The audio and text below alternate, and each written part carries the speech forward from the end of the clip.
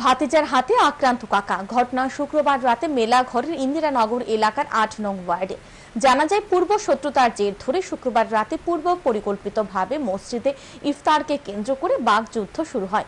পরে মানিক ভূঁইয়া আর তার কাকা আবুল কালামের উপর ধারালো অস্ত্র দিয়ে আক্রমণ করে। ভাতিজার ধারালো অস্ত্রের আক্রমণে মাটিতে লুটিয়ে পড়ে কাকা আবুল কালাম। স্থানীয়রা ঘটনা প্রত্যক্ষ করে আবুল কালামকে রক্তাক্ত অবস্থায় সোনামুড়া মহকুমা হাসপাতালে নিয়ে যায়।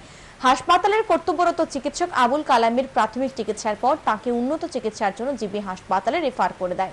ঘটনাকে কেন্দ্র করে আবুল কালামের পরিবারের লোকজন অভিযুক্ত মানিক ভূঁইয়ার বিরুদ্ধে মেলাঘর থানায় লিখিত অভিযোগ দায়ের করে। ঘটনার পর থেকে পলাতক অভিযুক্ত মানিক ভূঁইয়া।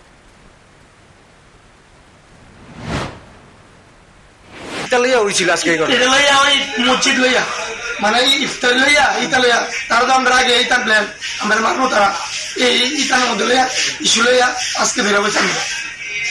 আমার বাবু কোনো কাজ আসছিল না আজকে, যে দুপুরবেলা মসজিদ হয়েছে যে আমার বাবু আসছিল না।